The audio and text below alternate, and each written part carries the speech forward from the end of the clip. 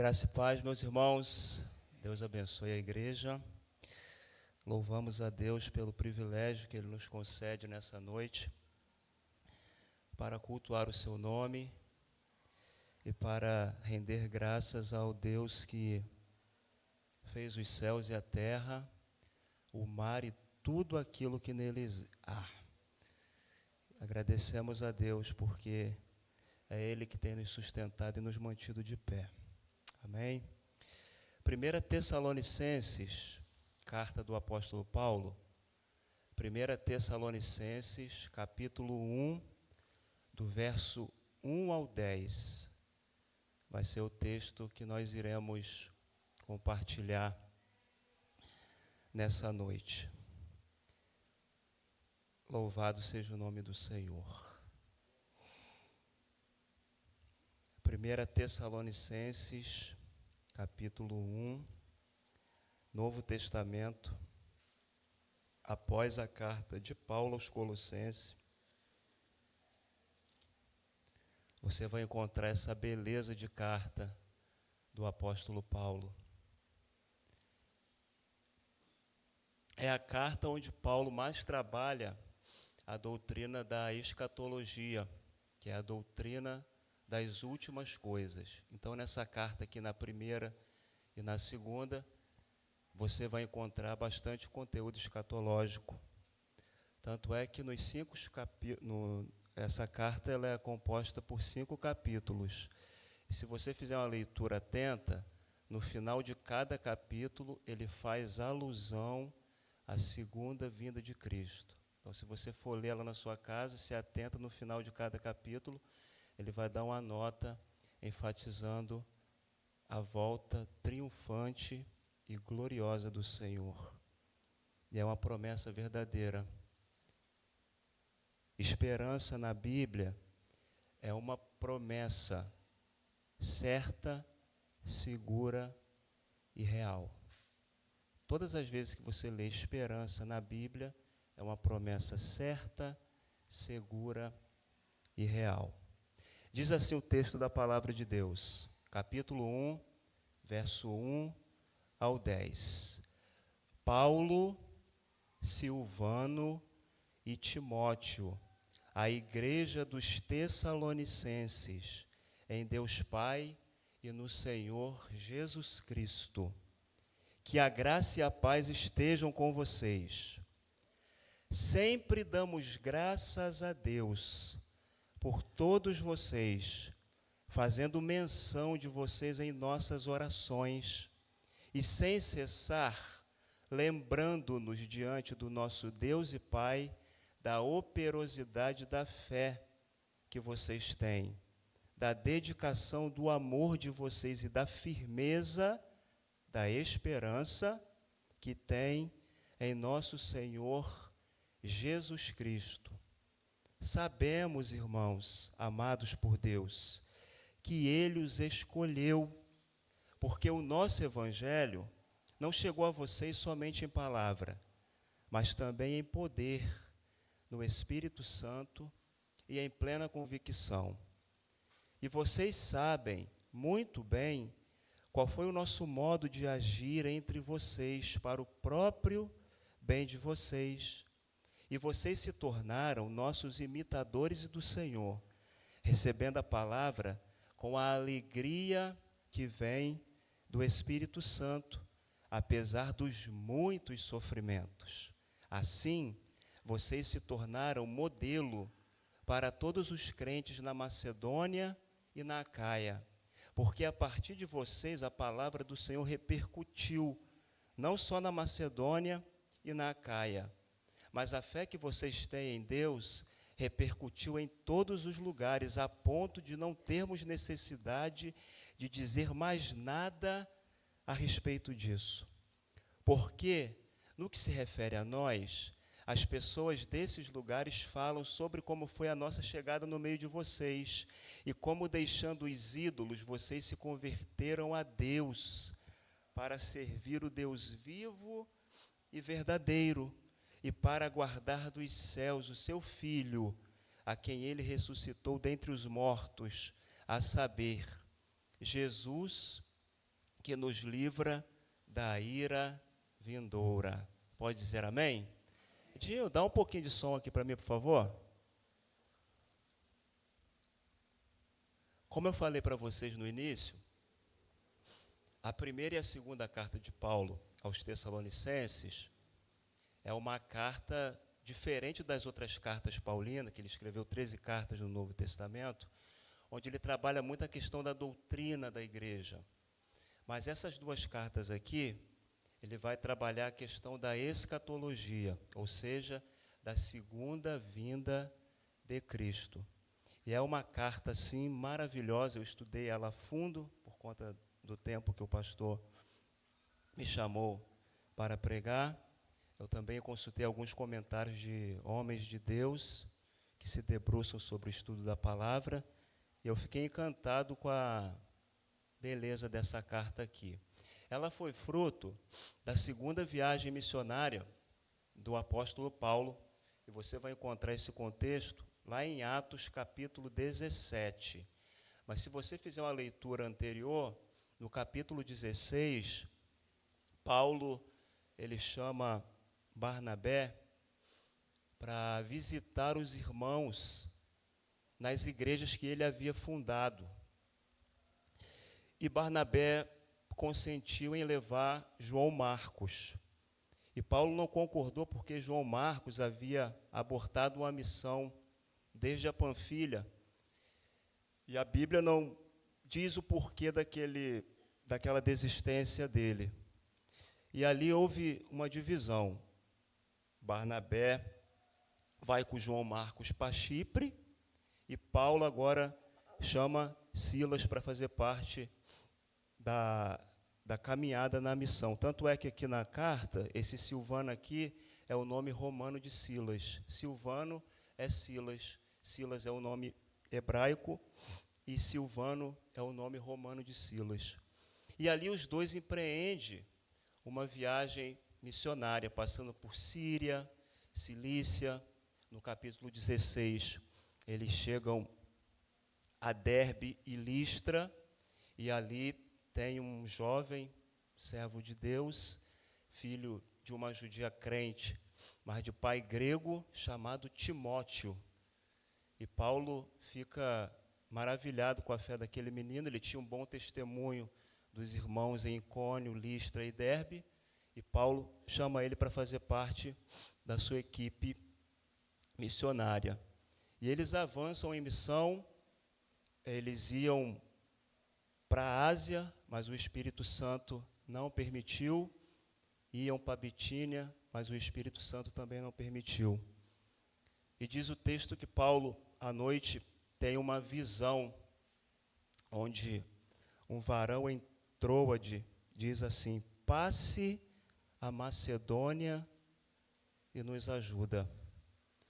E ali Paulo entendeu que a sua agenda não era a agenda de Deus.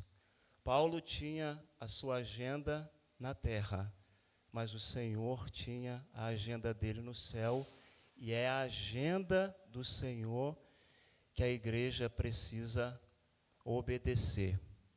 E ali ele vai, passa por Samotrácia, passa por Neápolis e chega a uma cidade chamada Filipos, que era uma cidade da Macedônia e a primeira do distrito, e era uma colônia romana.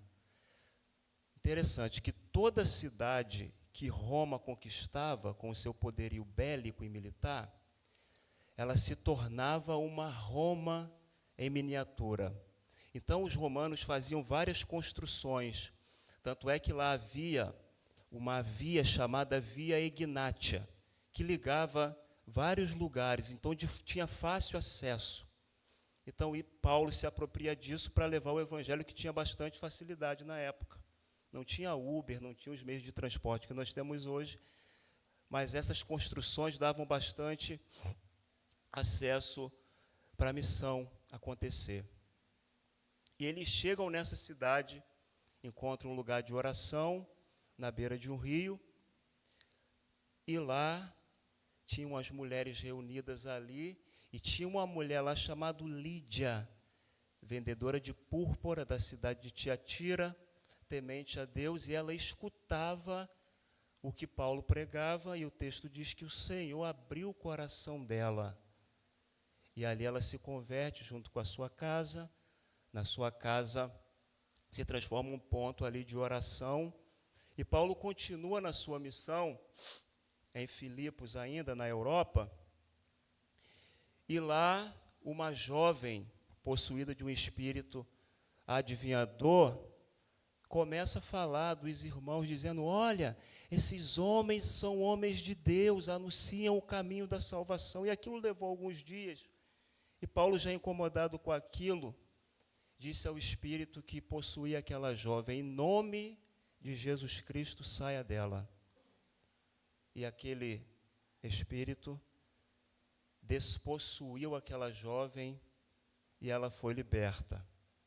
Só que as autoridades de Filipos não ficaram nada contentes com aquilo, porque aquilo dava grande lucro aos donos daquela jovem.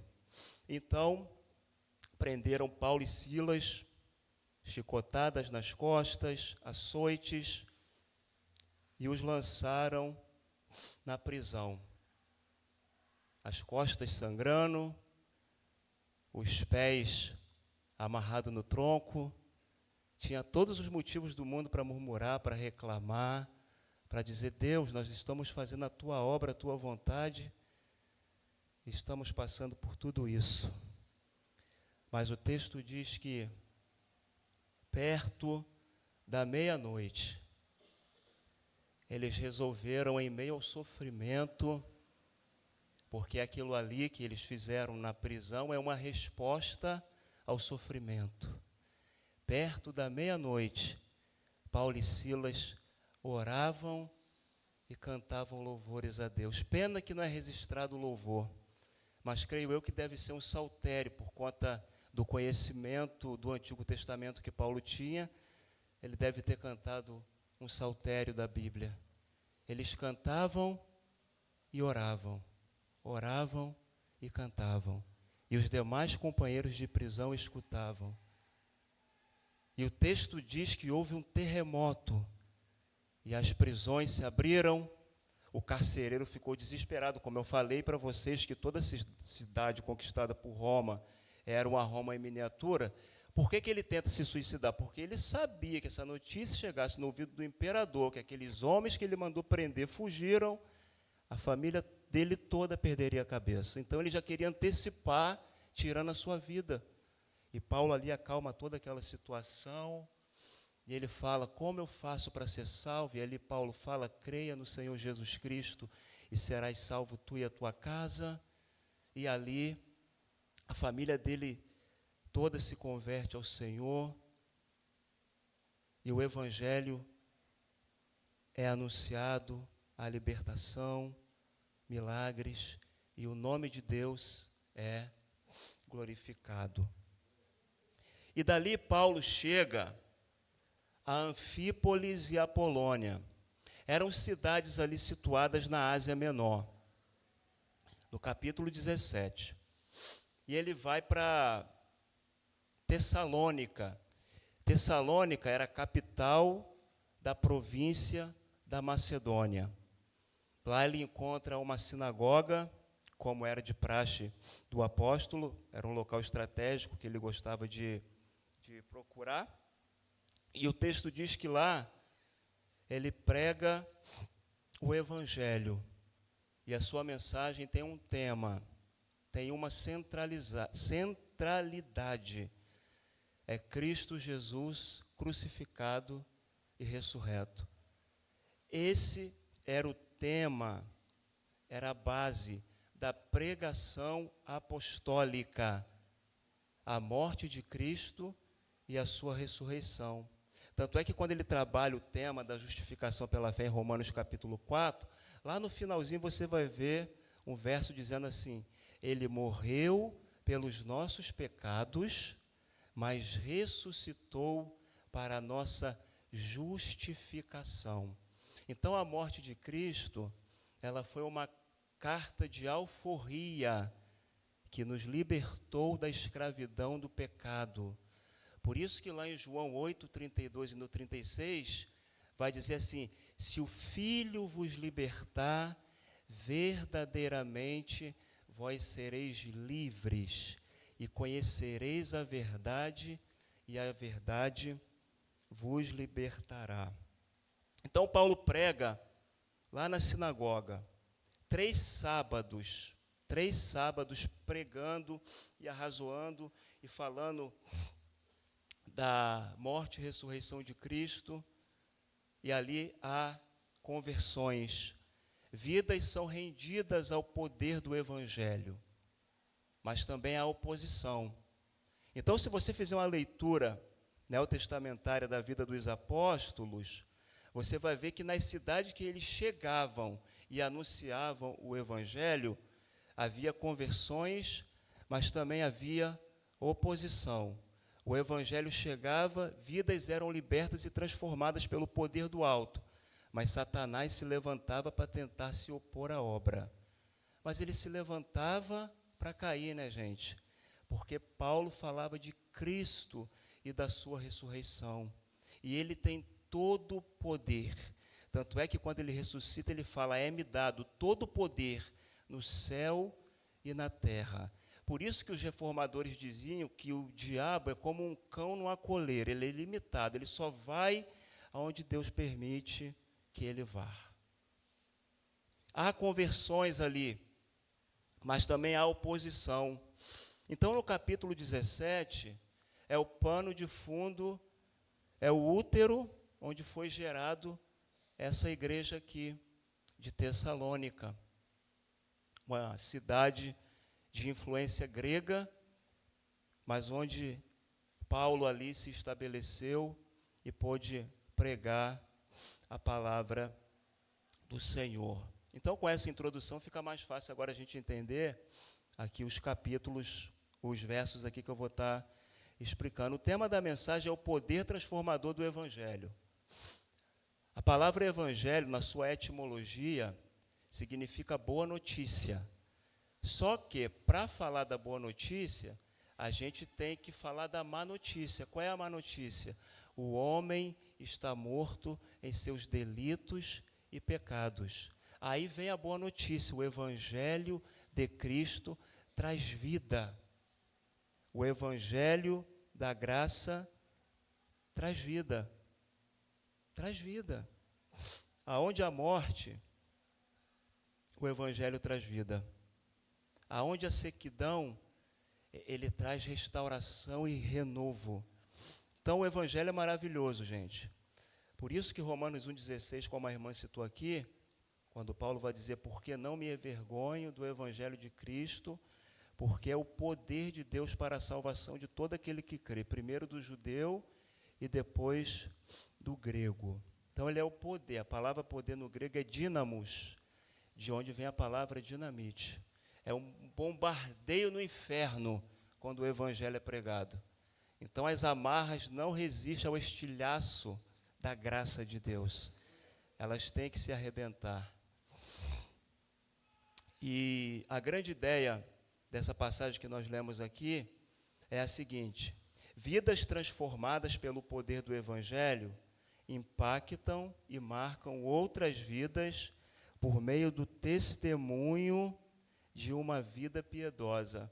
É o que nós vemos aqui na carta aqui, que os irmãos da igreja de Tessalônica, eles se tornaram imitadores do apóstolo Paulo e do Senhor, e de imitadores eles passaram a ser modelo para outras pessoas também, para outras regiões, ali na região da Ásia Menor.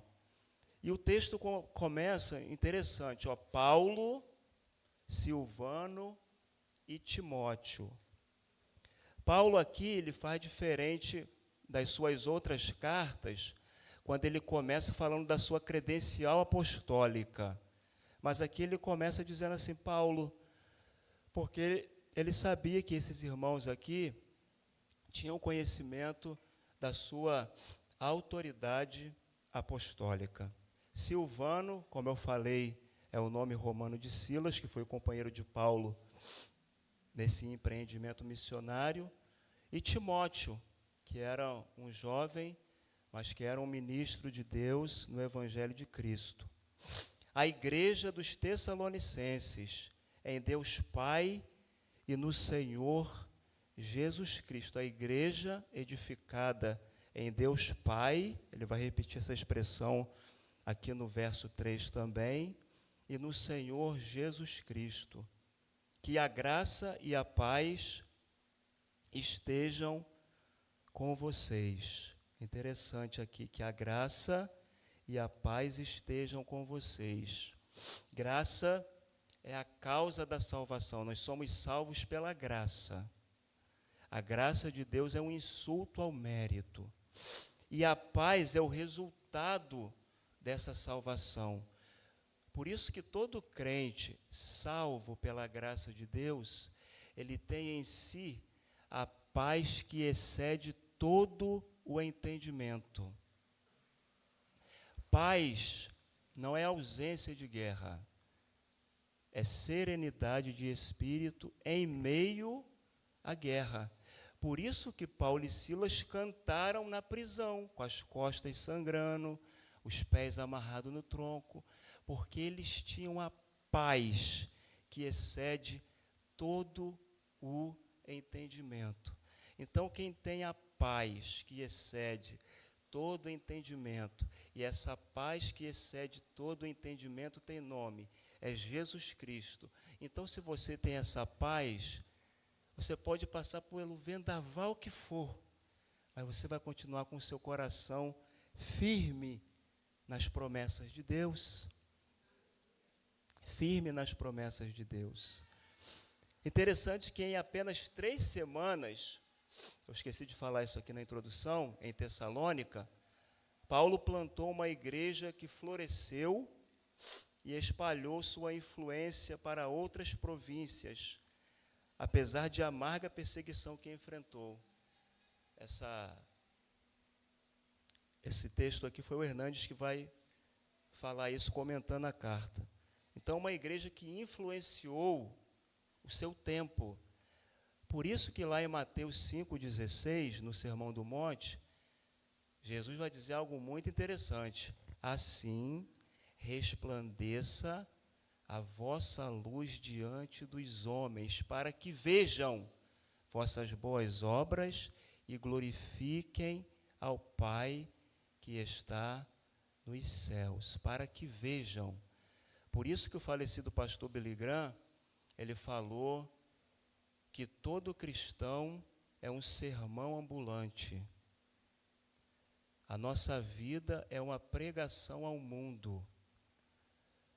A nossa vida cristã, o culto que nós oferecemos a Deus, é muito mais do que canções que nós cantamos aqui aos domingos. É a vida que nós vivemos durante a semana. Por isso que Paulo vai dizer que nós somos uma carta enviada de Deus ao mundo, que nós exalamos o bom perfume de Cristo. Então a nossa vida é um culto a Deus. Aonde você vai com o seu testemunho, você está sendo um sermão de Deus para aquela pessoa. E você pode ser a única pessoa a falar com aquela pessoa que só você conhece. Eu não posso chegar para ela e falar por não conhecer. Mas a sua proximidade com ela pode ser uma oportunidade para você falar do Evangelho. Então, essa igreja aqui, ela se tornou uma agência de evangelização na província da Macedônia, da Acaia e além fronteiras. Porque eles tinham o Evangelho e Cristo no coração. No verso 2 ele vai dizer assim: sempre damos graças a Deus por todos vocês, fazendo menção de vocês em nossas orações. Fazendo menção de vocês em nossas orações. Interessante que Paulo, ele era um pastor de almas. Ele orava pelos irmãos da comunidade de fé. Era um pastor, Paulo, que se preocupava com a vida espiritual dos crentes. Quer ver, no capítulo 3 da mesma carta, e no verso 5, ele vai dizer assim, foi por isso que já não me sendo possível continuar esperando, porque ele tinha um desejo muito grande de visitar a igreja, mas o texto vai dizer que Satanás o impediu, e a Bíblia não fala o porquê, mas houve ali um impedimento por conta do levante de Satanás, e ele tinha muito desejo de visitar essa igreja. Foi por isso que, já não me sendo possível continuar esperando, mandei perguntar a respeito da fé que vocês têm, temendo que vocês fossem provados pelo tentador. O tentador aqui é Satanás. E o nosso trabalho se tornasse inútil. Então, Paulo, ele tinha uma preocupação com a igreja de Cristo. Tanto é que ele fazia visitas aos lugares por onde ele passava e estabelecia uma igreja ali. Ele consagrava um presbítero, mas ele sempre estava em comunicação. Se fosse hoje, ele estaria mandando zap para todo mundo lá da Ásia Menor, para os irmãos da igreja, perguntando como eles estavam. Mas como na época não tinha esse recurso, então era por meio de carta ou a sua visita pessoal. Mas ele orava pelos irmãos. Ele tinha prazer de estar com os irmãos. Por isso que em Efésios vai registrar 2 orações dele pela igreja. E assim, são profundas, tá, irmãos? Efésios 1, verso 15 ao 23 diz assim, por isso, também eu, tendo ouvido a respeito da fé que vocês têm no Senhor Jesus e do amor para com todos os santos, não cesso de dar graças por vocês, mencionando-os nas minhas orações. Peço ao Deus de nosso Senhor Jesus Cristo, o Pai da glória, que conceda a vocês espírito de sabedoria e de revelação no pleno conhecimento dele. Peço que ele ilumine os olhos do coração de vocês para que saibam qual é a esperança da vocação de vocês, qual é a riqueza da glória da sua herança nos santos, e qual é a suprema grandeza do seu poder sobre nós, os que cremos, segundo a eficácia da força do seu poder. Ele exerceu esse poder em Cristo, ressuscitando-o dentre os mortos e fazendo-o sentar à sua direita, nas regiões celestiais, acima de todo principado, potestade, poder, domínio, e de todo nome que se possa mencionar, não só no presente século, mas também no vindouro. E sujeitou todas as coisas debaixo dos pés de Cristo, e para ser o cabeça sobre todas as coisas o deu à igreja, o qual é o seu corpo, a plenitude daquele que a tudo enche em todas as coisas. Então era alguém que orava pela igreja. No capítulo 3, verso 14 ao 19, ele também ora pela igreja. É a segunda vez que ele ora aqui aos Efésios. Por essa razão, eu me ponho de joelhos diante do Pai, de quem toda a família nos céus e na terra recebe o nome. Peço a Deus que, segundo a riqueza da sua glória, conceda a vocês que sejam fortalecidos com poder, mediante o seu Espírito, no íntimo de cada um. E assim, pela fé, que Cristo habite no coração de vocês, estando vocês enraizados e alicerçados em amor.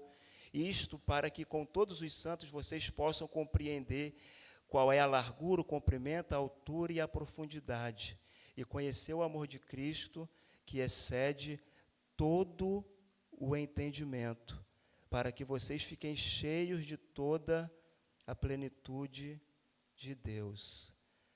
Observaram que no clamor de Paulo pelos irmãos da igreja, ele ora pedindo a Deus que os encham da plenitude de Deus. Então era um pastor que se preocupava com a vida espiritual dos seus membros, da sua igreja. Diferentemente de muitos charlatões de hoje, que se dizem pastor, mas estão preocupados com o dízimo alto dos irmãos, não com a vida espiritual de testemunho dos irmãos da igreja, querem apenas a gordura das ovelhas e não o cuidado com as ovelhas. Paulo não era assim. Ele orava pelos irmãos sem cessar, mas pedindo assim: Senhor, encha eles com o teu poder, que eles sejam cheios do Espírito Santo. Então ele tinha um cuidado pastoral com a sua igreja. E louvado seja o nome do Senhor, porque Ele tem levantado pastores sérios que amam a igreja. E se você fizer uma leitura da história da igreja, você vai ver que tinham muitos pastores assim que amavam o rebanho que pastoreavam, que oravam, que cuidavam, que faziam visita,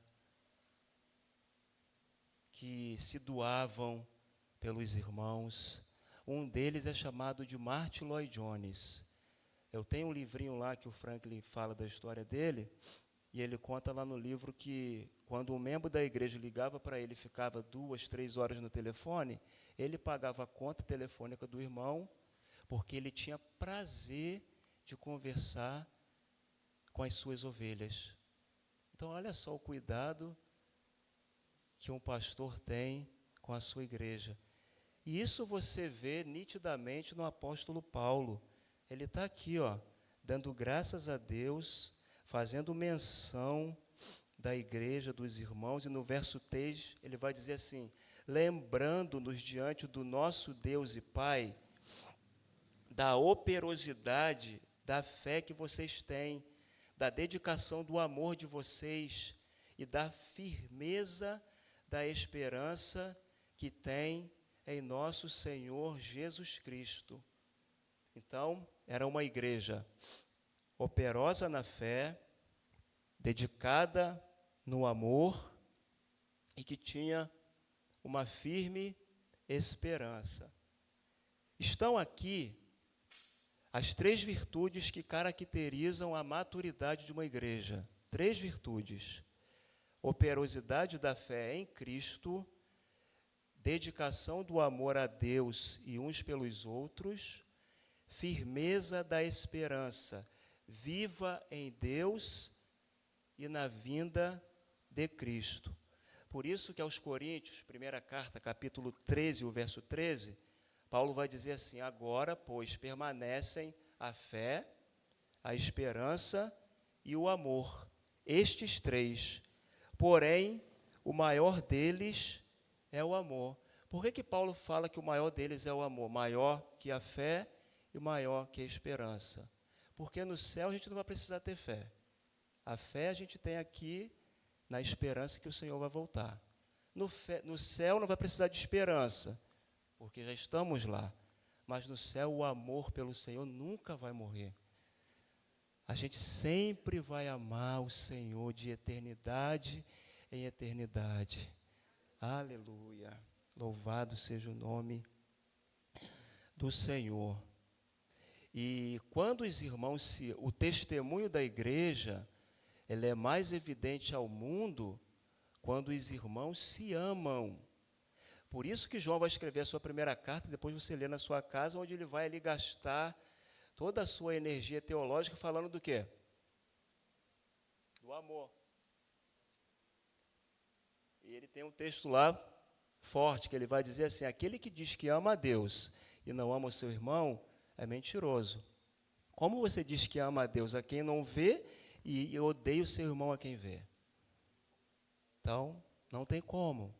Então, o testemunho da igreja, ele é mais relevante ao mundo quando os irmãos se amam, gente. Os irmãos na igreja não podem se degladiar. A gente precisa de um batismo de amor. Quando você entrar numa loja e ver um manequim de roupa, você vai abraçar achando que é um irmão na fé. É desse amor que a gente precisa, que a igreja do Senhor precisa. Mas nem sempre é assim, infelizmente.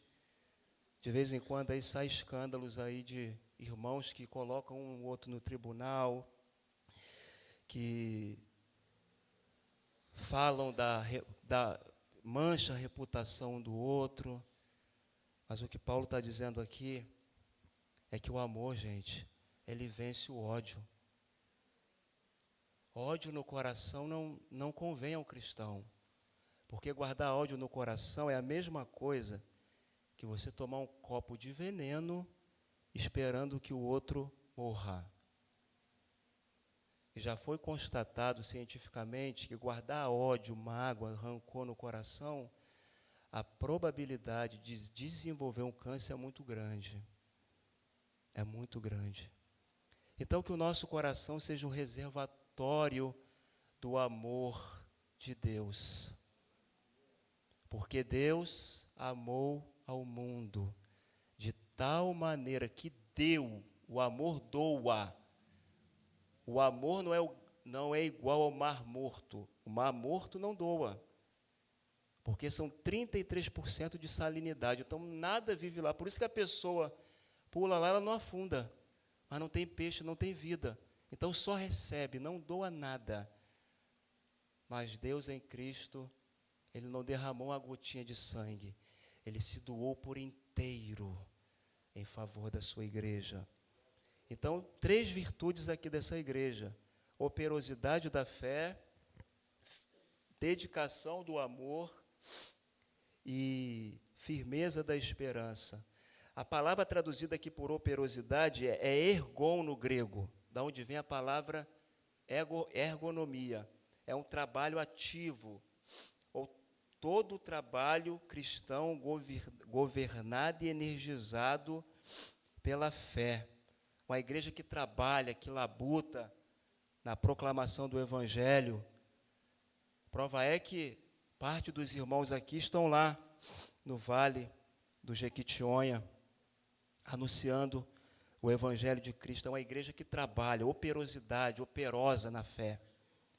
Dedicação do amor, a palavra que Paulo usa aqui, no grego, para dedicação é kopos, que significa um trabalho exaustivo, labor, porque às vezes amar também é difícil, irmãos. Às vezes Deus coloca pessoas na sua vida e você perde 15% de caloria para ter que aturar, mas é assim mesmo, é Deus tratando o seu coração, amados.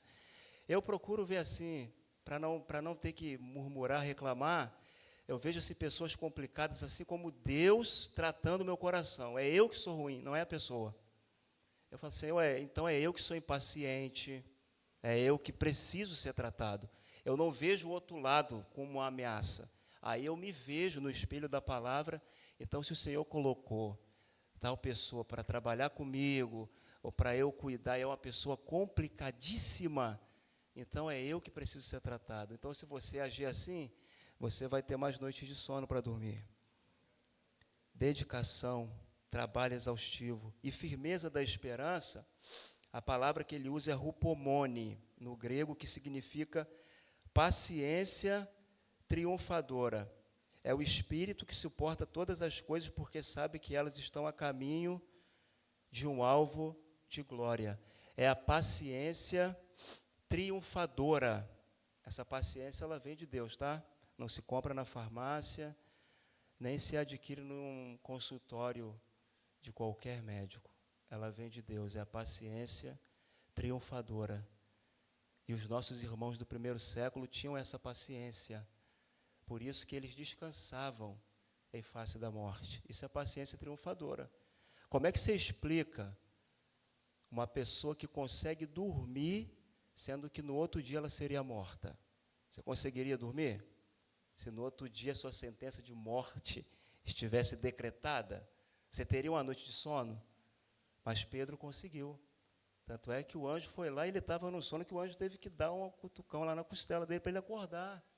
Mas isso é paciência triunfadora.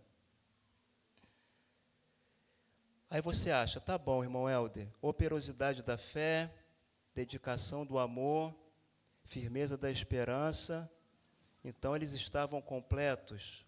Nananina, não. Aqui, no capítulo 4, no verso 10, Paulo vai dizer assim, porém, irmãos, exortamos vocês a que progridam cada vez mais. A gente não pode ser um nanico na fé. A gente tem que progredir cada vez mais. A cada ano que passa, você precisa ser mais maduro na fé. Você precisa se consolidar mais na presença de Deus. Ele vai dizer 2 vezes na carta: progridam cada vez mais. Então, ame mais. Seja mais operoso no seu labor para o Senhor. E aumente mais a sua esperança no Senhor. No verso 4 ele vai dizer: sabemos, irmãos amados por Deus, que Ele os escolheu. Então foi o Senhor que escolheu esses irmãos. Foi o Senhor.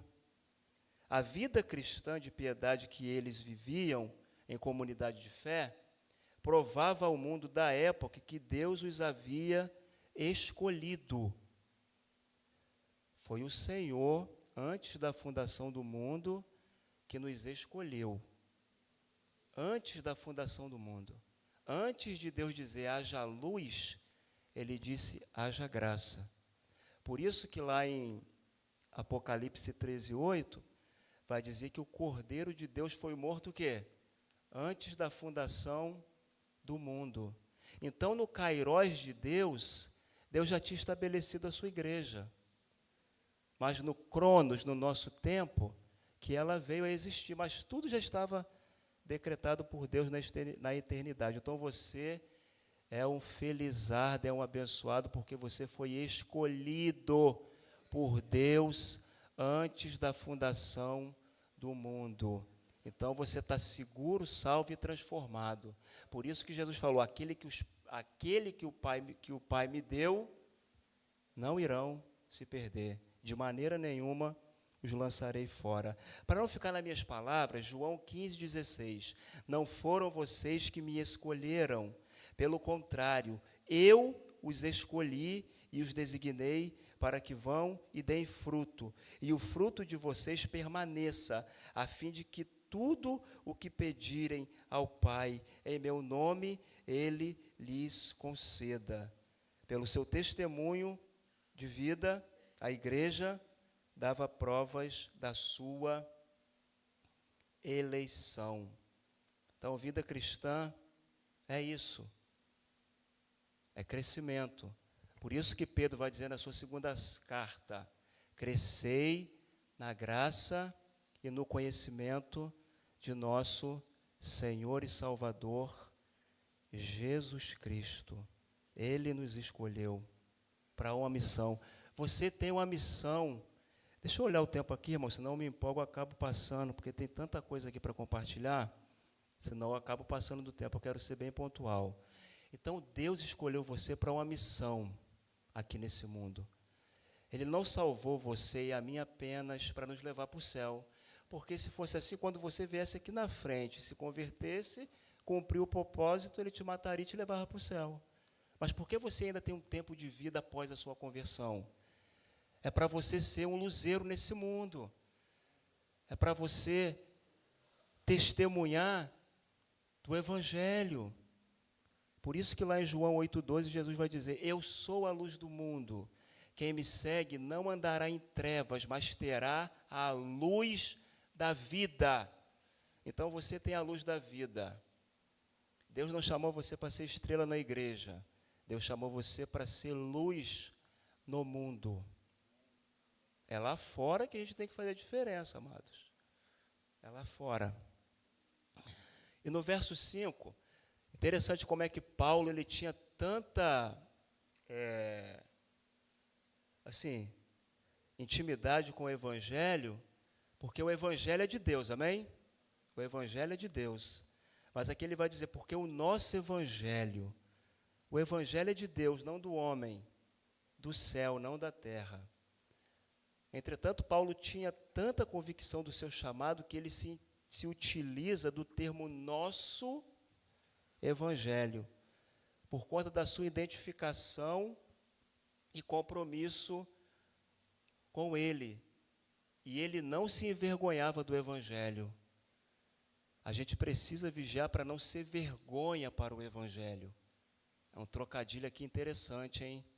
Paulo não se envergonhava do evangelho, e a gente precisa vigiar para não ser vergonha para o evangelho. Porque o nosso evangelho não chegou a vocês somente em palavra, mas também em poder, no Espírito Santo e em plena convicção. E vocês sabem muito bem qual foi o nosso modo de agir entre vocês para o próprio bem de vocês. Então, a mensagem que Paulo pregou lá em Tessalônica, na sinagoga, ela foi poderosa. Ela foi no poder do Espírito. Foi com plena convicção. Paulo tinha plena convicção que a palavra de Deus pregada na autoridade e no poder do Espírito Santo, um vale de ossos secos se torna um exército de gentes regeneradas e restauradas. O coração pode ser duro, mas quando a palavra penetra, vai se cumprir aquilo que está lá em Jeremias 23, 29. Não é a minha palavra como um fogo e como um martelo que esmiuça a penha? É uma pergunta que o profeta faz. Então, a palavra de Deus é um martelo que esmiuça a penha. Fulano de tal tem um coração duro, não tem? Aí vai lá a palavra como um martelo que esmiuça a penha. E ela é fogo também, usa fogo e o martelinho divino. Aí quando você vai ver aquele cara que era durão, ele está quebrantado aqui na frente, chorando. Por quê? Porque a palavra de Deus, ela é poderosa. Ela é poderosa. Então, Paulo pregou com plena convicção, cheio do Espírito Santo. Por isso que Spurgeon, grande pregador batista do século XIX, quando ele subia as escadas do Tabernáculo Metropolitano de Londres, que era a sua igreja, ele subia dizendo: eu creio no poder do Espírito, eu creio no poder do Espírito. E ele disse que é mais fácil um leão se tornar vegetariano do que uma pessoa não regenerada se converter sem a ação do Espírito. Então ele cria no poder do Espírito. Eu prego aos ouvidos, mas quem leva para o coração é o Espírito Santo. Por isso que Lídia se converteu, porque foi Deus que abriu o coração dela. É Deus quem tira o coração de pedra e coloca um coração de carne. É Deus quem regenera. Primeiro ele regenera, aí a pessoa tem fé para que na sua obra salvífica e redentora, a pessoa tem fé porque o Senhor quebranta ela primeiro. Então ele pregou em plena convicção no poder do Espírito e ali houve conversões. Interessante aqui que ele fala: e vocês sabem qual foi o nosso modo de agir entre vocês. Qual foi o modo que Paulo agiu nessa igreja? Aqui no capítulo 2, no verso 10 e 11, vocês e Deus são testemunha de como nos portamos de maneira piedosa, justa e irrepreensível em relação a vocês, os que creem. E vocês sabem muito bem que tratamos cada um de vocês como um pai trata os seus filhos. Se você ler a carta, Paulo aqui ele vai usar duas metáforas que só perdem para o amor de Deus, que é o amor de pai e mãe. Só perde para o amor de Deus, que o amor de Deus é supra-sumo, é o maior de todos. Então, Paulo está dizendo que o carinho que ele tinha por essa igreja é como a mãe que acaricia o seu filho e como um pai que cuida dos seus filhos. Então, a forma que ele chegou nessa igreja foi piedosa, justa e irrepreensível. Foi assim que ele chegou lá. Por isso que no verso 4 do capítulo 2 ele vai dizer assim: pelo contrário, visto que fomos aprovados por Deus a ponto de ele nos confiar o evangelho, assim falamos não para agradar as pessoas, e sim para agradar a Deus, que prova o nosso coração. A verdade, como vocês sabem, é que nunca usamos de linguagem de bajulação nem de pretextos gananciosos. Deus é testemunha disso. Também jamais andamos buscando elogios das pessoas, nem de vocês, nem de outros. Embora, como apóstolos de Cristo, pudéssemos ter feito exigências, preferimos ser carinhosos quando estivemos aí com vocês, assim como uma mãe que acaricia os próprios filhos. Então ele chegou lá, como disse Agostinho, que Deus é um pai que nos ama com amor de mãe. Então Paulo chegou lá com carinho, com amor, com afeto. Era aquele pastor que conduzia o seu rebanho assim, sabe, com todo amor. E vocês sabem, e vocês se tornaram nossos imitadores e do Senhor, recebendo a palavra com a alegria que vem do Espírito Santo, apesar dos muitos sofrimentos. Interessante aqui que Paulo fala que eles se tornaram imitadores dele e do Senhor. Aos Coríntios, capítulo 11, verso 1, na primeira carta, ele vai dizer assim: sejam meus imitadores, como também eu sou imitador de Cristo. Então, Paulo tinha um modelo, um arquétipo a seguir. Ele imitava a Cristo e, a partir do seu testemunho de vida, ele influenciava outras pessoas. A palavra imitador vem do grego mimetai, descreve alguém que imita outra pessoa, particularmente para seguir o seu exemplo ou ensino. Por isso que ele vai falar para Timóteo: seja exemplo, seja exemplo. Nós temos sido exemplo para a nossa geração? É uma pergunta pessoal.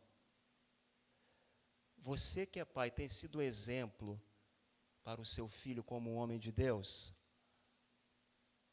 Você que é mãe tem sido para sua filha um exemplo de uma mulher de Deus? É uma pergunta para você responder.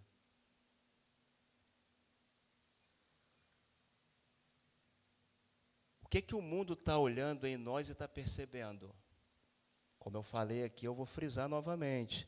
Nós somos o sermão que o mundo observa. E hoje em dia, com o advento da informatização da tecnologia, aquilo que a gente faz hoje fica registrado, fica gravado.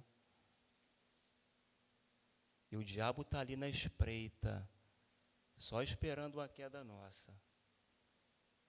São 365 dias do ano. 364 dias você faz coisas agradáveis.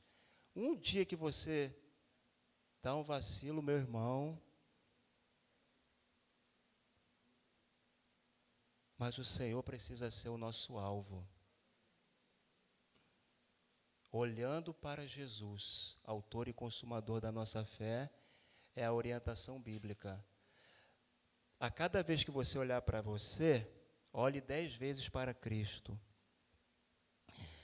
Então, Paulo exorta aquela igreja a imitá-lo, mas a imitá-lo naquilo que ele tinha imitado de Cristo. Paulo não está falando assim, eu sou o padrão. Não. Paulo tinha um padrão a seguir. Quem era o padrão? Era Cristo. Então, ele imitava a Cristo e, a partir do seu testemunho de vida, ele acabava influenciando outras pessoas. E essa igreja aqui recebeu a palavra com a alegria que vem do Espírito Santo, apesar dos muitos sofrimentos. Isso aqui é interessante, olha o paradoxo, né? Alegria e sofrimento. Então, receberam a palavra em meio a muito sofrimento, hein? Porque vida cristã não é uma colônia de férias, nem um mar de rosas. João 16:33, no mundo tereis o quê? Aflições.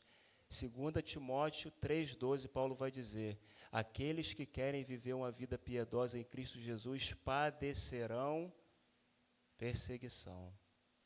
Por isso que Paulo vai falar da armadura de Deus. Por que ele fala que o cristão tem que ser revestido da armadura de Deus? É batalha, é guerra. Mas o Senhor dos exércitos está conosco. Então, eles receberam a palavra com alegria. Por isso que o Salmo 119, verso 47 diz, terei prazer nos teus mandamentos, os quais eu amo.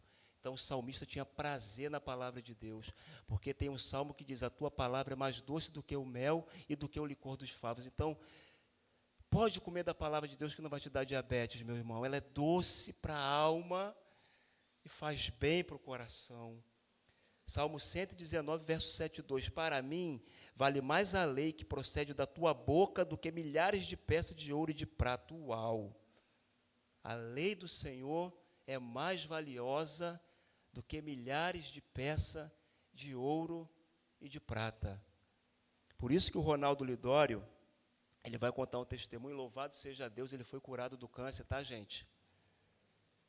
E eu me senti envergonhado quando eu via ele fazendo a quimioterapia, assim, sem o cabelo, né?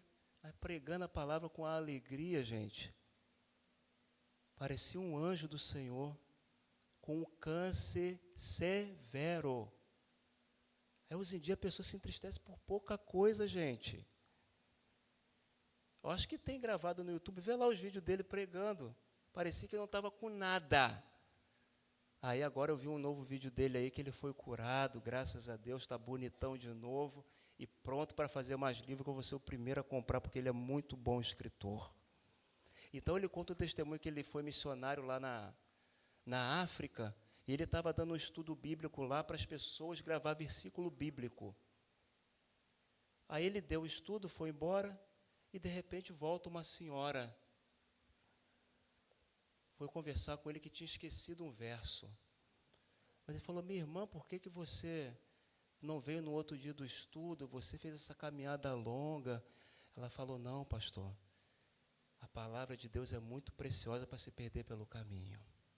Ela voltou para gravar novamente o versículo bíblico.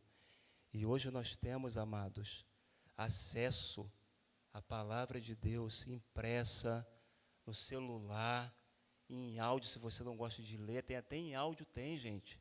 Você lá varrendo a casa e lendo e ouvindo Romanos, você vai até fazer mais brilho no chão, ouvindo de Romanos na sua casa, mas há uma negligência.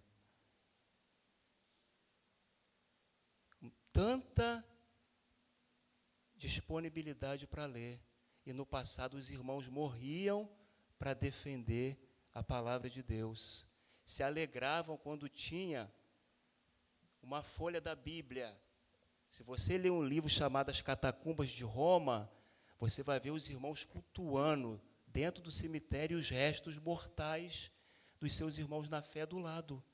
E eles cantando com alegria. E hoje a gente tem todo tipo de aparato, de tecnologia, e não damos valor. E a história está aí, apontando o dedo e mostrando o quanto a gente muitas das vezes leva as coisas do Senhor com negligência. E Jeremias falou e aponta o dedo na nossa cara nessa noite: ai daquele que fizer a obra do Senhor relaxadamente. É forte, né? Não é sabor de mel não, gente, a palavra de Deus é coisa tremenda. Então, muitos sofrimentos. Naquela época tinha, porque não era igual hoje, não tinha essa liberdade que a gente tem aqui. Porque naquela época, César era o Deus da época. Aonde Roma chegava, César tinha que ser adorado. Aí você chegava lá cantando uma música, um hino a Deus, era preso e decapitado. Mas os irmãos desanimavam? Tem até um testemunho interessante, que estava tendo a reunião dos crentes e chegou os homens armados. Ou nega a fé ou morre. Muitos negaram a fé, alguns ficaram. Aí os soldados deixaram as armas de lado, era um crente disfarçado, queria saber quem de fato era crente. Agora vamos cultuar o Senhor, porque ficou aqui somente os salvos, porque os falsários foram embora. Era assim na época. A gente não tinha essa liberdade que a gente tem hoje aqui não, gente. Se você ler a história da igreja, você vai ficar assustado como que era a perseguição. Mas eles receberam em meio à perseguição, o texto vai dizer, a palavra com alegria, em meio a muito sofrimento. Por isso que Mateus 10, 22 vai dizer: todos odiarão vocês por causa do meu nome. Aquele, porém, que perseverar até o fim, será salvo. Então não adianta. Você carrega o nome de Cristo? Você é servo de Deus? Então vai ter oposição. Porque o mundo nos odeia. Não peço que os tires do mundo, não é isso que Jesus falou? Mas que os livre do mal. O mal ali é maligno, dos ataques do maligno. Então o fato de você ser crente já vai gerar perseguição. Lá no seu trabalho, na sua família, na sociedade. Porque as pessoas não querem Deus. Então, pelo fato de você servir a Ele, o inferno inteiro vai se levantar. Mas vai se levantar para cair, porque Deus é com você. Deus é com a igreja. E caminhando aqui para o fim, o verso 7, assim vocês se tornaram um modelo para todos os crentes na Macedônia e na Acaia, porque a partir de vocês a palavra do Senhor repercutiu não só na Macedônia, cuja capital era Tessalônica, e na Acaia, cuja capital era a cidade de Corinto. Mas a fé que vocês têm em Deus repercutiu em todos os lugares, a ponto de não termos necessidade de dizer mais nada a respeito disso. Que coisa maravilhosa, né? Paulo está dizendo, não precisa nem evangelizar lá tal lugar, porque já está todo mundo lá sabendo do evangelho, porque os irmãos chegaram lá e evangelho neles. A palavra repercutiu, irradiou. De imitadores passaram a ser agora modelo, que no grego é tipos, é uma marca visível. Então, onde eles iam, a imagem de Cristo refletia neles. Aonde eles passavam, eles se tornaram modelo. E quer ver que interessante? Eu me lembrei lá do texto de 2 Reis 4, de 8 ao 10. Certo dia, Eliseu passou por Sunem, onde morava uma mulher rica, que insistiu para que ele ficasse para uma refeição. Assim, todas as vezes que passava por lá, entrava para fazer uma refeição. Ela disse ao seu marido assim, vejo que este que passa sempre por aqui é um santo homem de Deus. Está vendo? Eliseu passando, ela chama o marido dela, vem cá, está vendo aquele homem ali? Aquele homem ali é um santo homem de Deus, hein? É um homem sério, temente a Deus, piedoso. Que tal ser assim lá no seu trabalho, hein? Seu patrão chegar, olha, o melhor funcionário que eu tenho aqui é fulano de tal. É alguém que me obedece, que é pontual, que não reclama. É uma mulher de Deus, é um homem de Deus. Você que é jovem, a professora, fala, olha, o melhor aluno que eu tenho aqui é fulano de tal. Entrega os trabalhos no tempo, com qualidade, com esmero, com dedicação. É um santo homem de Deus, uma mulher de Deus. Então, aonde Eliseu passou, ele despertou isso. Olha, é um homem de Deus. Ali vai um homem de Deus. Não precisa você colocar um outdoor dizendo que você é mulher de oração, gente que tira foto no monte orando. Só eu e Deus estamos aqui, mas quem tirou a foto? Foi o anjo? Foi outra pessoa. Aí bota só eu e Deus aqui. Não precisa você se autopromover. Provérbios 27, 2. Seja outro que te louve, não os teus lábios, um estrangeiro e não você. Tá bom para você esse texto? Seja outro. Deixa as pessoas verem a sua vida. Entra no teu quarto e ora. Aquilo que você faz em oculto, Deus vai recompensar você. Não precisa ir para o Facebook, Instagram, falar que você é uma pessoa piedosa. Deixa o seu testemunho de vida ser o carro-chefe falar por você. Então, se tornaram modelo.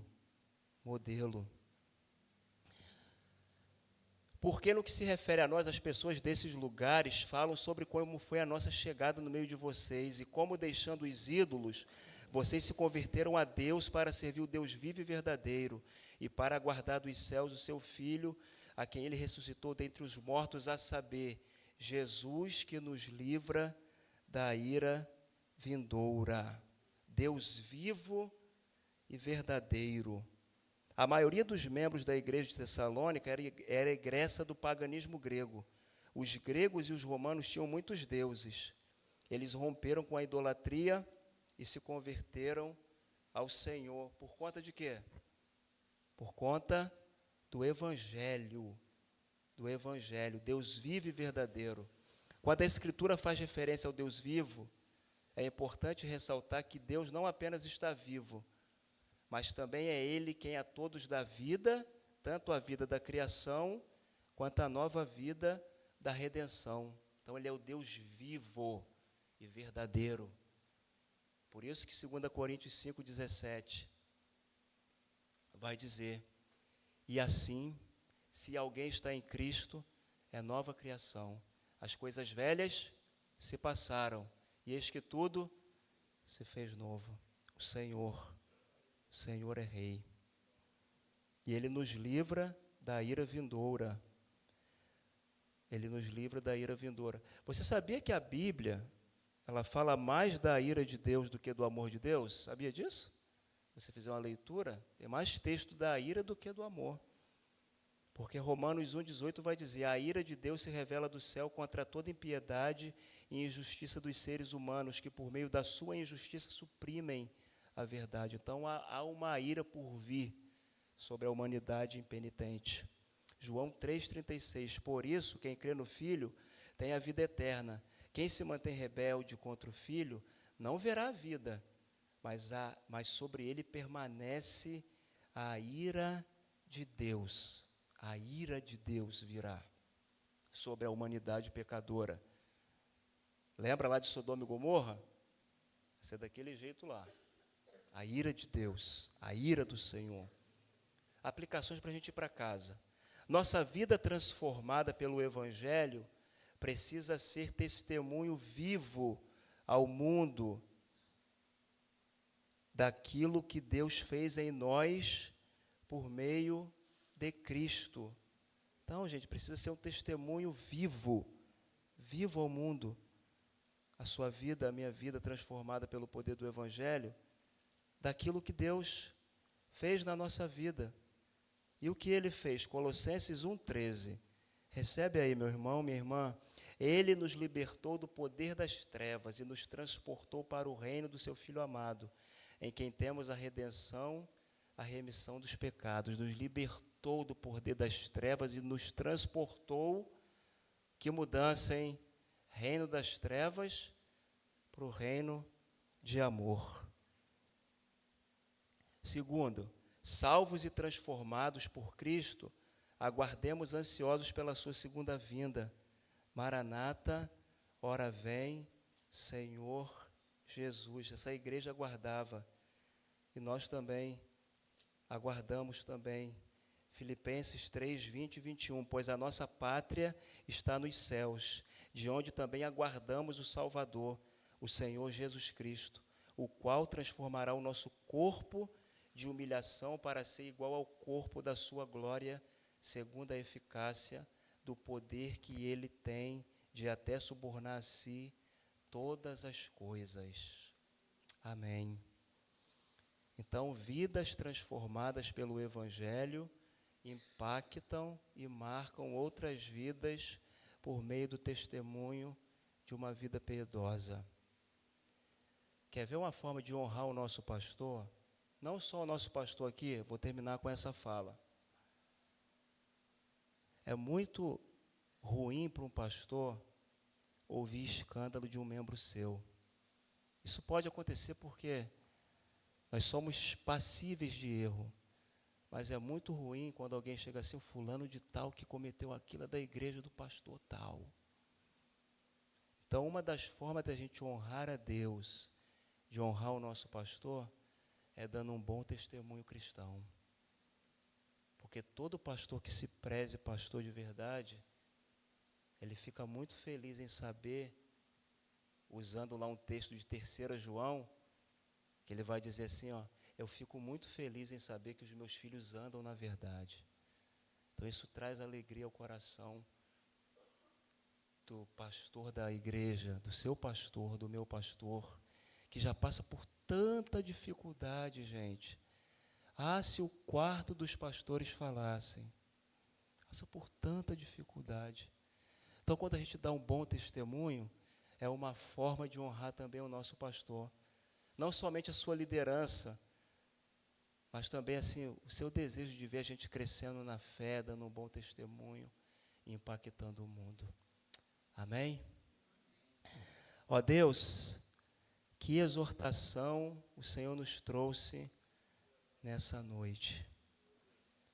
Precisamos ser uma igreja que impacte o mundo, como foram os irmãos aqui de Tessalônica, de imitadores passaram a ser modelo para outros irmãos, outras regiões, e assim o Evangelho cresceu, o nome do Senhor foi glorificado. Que assim seja na nossa vida, Senhor. Nos dê a graça para viver a verdade do Senhor, para nos render a Cristo e ser um sermão andante nesse mundo, ser um testemunho vivo da transformação do Evangelho na nossa vida. Que assim seja na minha vida e na vida dos meus irmãos. No nome de Jesus. Amém. Deus abençoe.